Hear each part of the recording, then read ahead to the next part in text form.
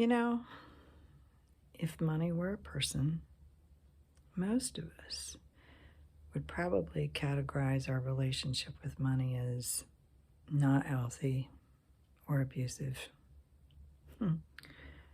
Money as a third entity in any relationships between humans, that can be ugly. So let's talk about it. Good morning. This is Aunt Beth. Welcome to my lamppost. So, this week I've been praying for you all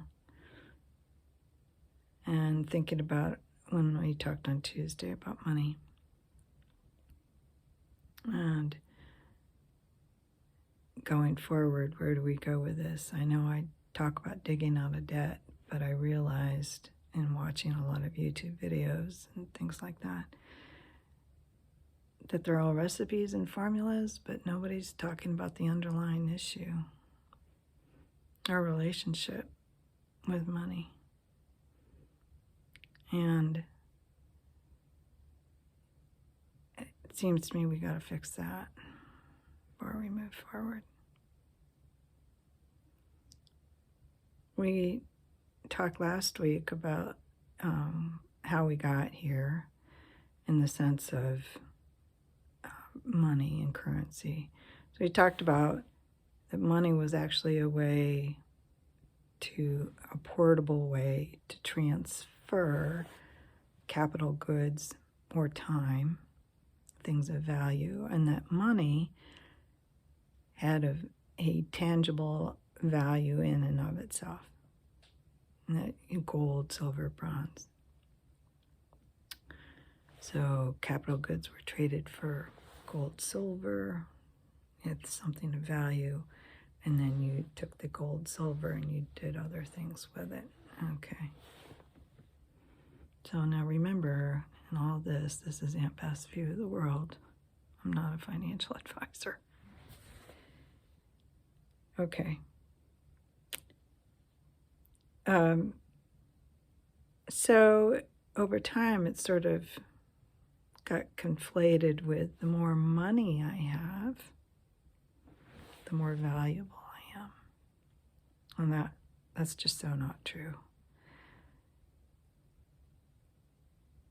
And the media sort of piles in and says, oh, well, if you want to be long, or if you want to be of value, or you want to be perceived to be of value, you need to wear things that are expensive.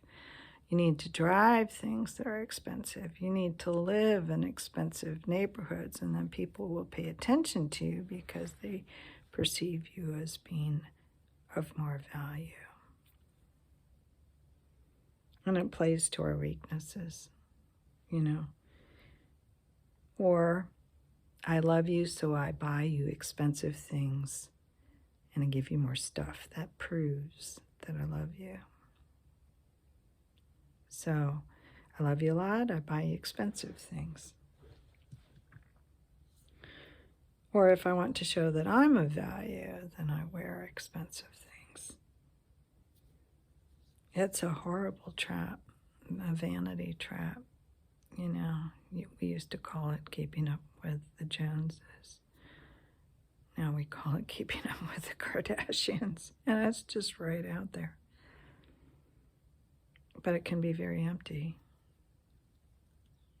And it can be a trap for people that are getting into debt in order to afford things so that they feel of value and that they're perceived as being of value.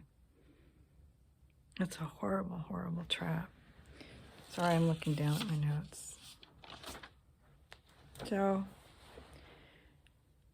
But if you're in debt, and we all to some extent are, most of us, I don't have $1 gazillion. I still have a mortgage on my house. People have credit card debt, they have car loans. Essentially, whoever holds the loan on this, whoever we owe, they own us to some extent. We are not free to move around the cabin. We aren't flexible, and we don't have the freedom to get off the speeding train as it's going over the cliff.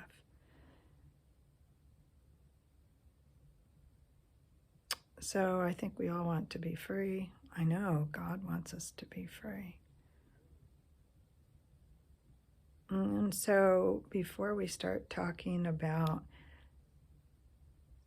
God's wisdom on digging out and walking into freedom, I think we need to be honest with ourselves about our relationship with money. It is so not easy. But it's something to think about, and that's why I wanted to give you this seed thought. I mean, there's all kinds of tips and tricks and recipes and formulas for getting out of debt. But if we don't fix our underlying relationships, we'll just get right back in. God will help us. He has a plan.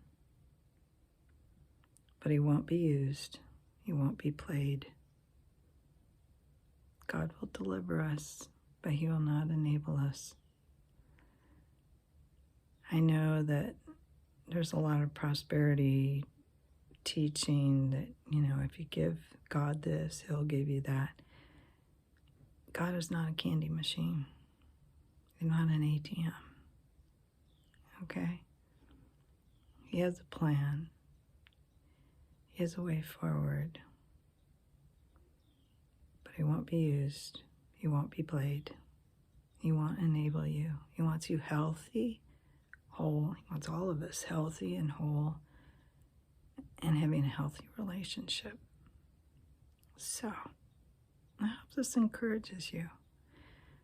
And we'll talk next time, hopefully, as far as how do we dig out? How do we walk our way towards freedom? I hope this encourages you. So, we all have a homework assignment this week. What's my relationship with money? What's working, what's not? So, I hope this blesses you. Have a fabulous day. All God's best.